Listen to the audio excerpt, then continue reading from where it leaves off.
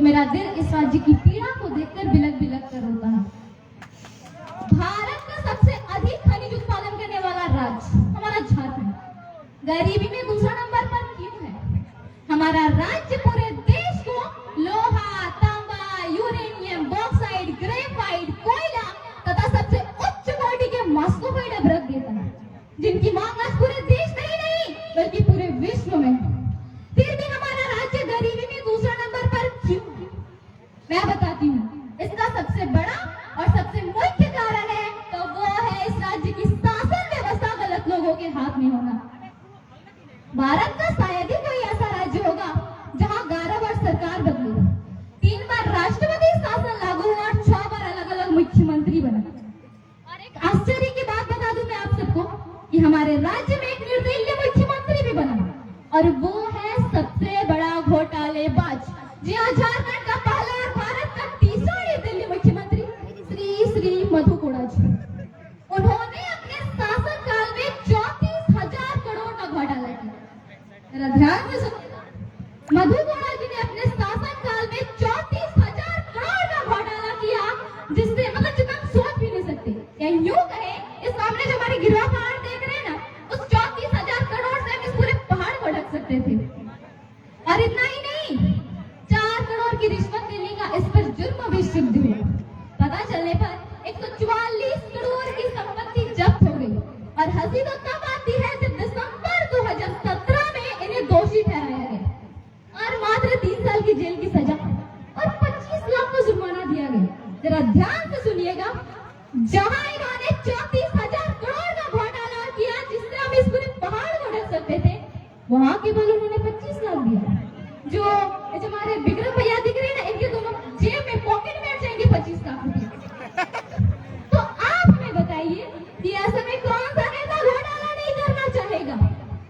इसी घोटालेबाजों के कारण आज हमारा झारखंड गरीबी में जी रहा है। इतना सब कुछ होने के बावजूद मैं आपको बता दूं कि भारत को ईस्ट इंडिया कंपनी ने जितना नहीं लूटा, उतना तो झारखंड को झारखंड के गद्दार नेताओं ने लूट लिया।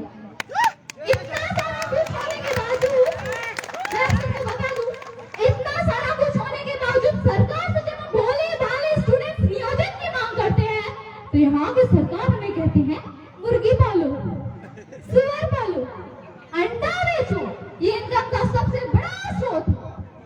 तो मैं सरकार से कहना चाहती हूँ कि हम लोग क्या मुर्गी और अंडा बेचने के लिए आपको मुख्यमंत्री बनाए?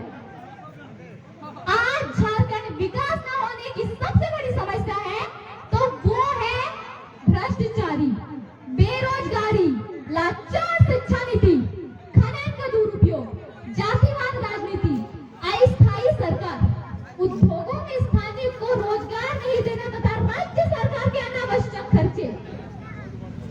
अगर 2024 में झारखंड को बदलाव का उदय कराना है तो मैं सुषमा कुमारी झारखंड के 5 प्रमंडल, 24 जिला, 45 अनुमंडल, 264 प्रखंड, 32,615 गांव तथा 4,402 पंचायत से आह्वान करती हूँ कि son of Jharkhand tiger Jairam Mahato के नेतृत्व में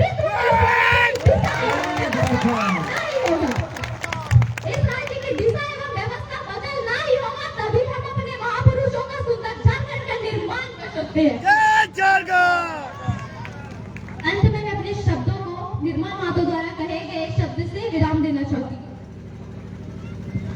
इस सवाल बनकर फिर उठूंगा, जो बन सके वो जवाब रखना। इस सवाल बनकर फिर उठूंगा, जो बन सके वो जवाब रखना। मेरा खून बेकार ना जाए, मेरे खून का हिसाब रखना। जय झारखंड, जय झारखंड।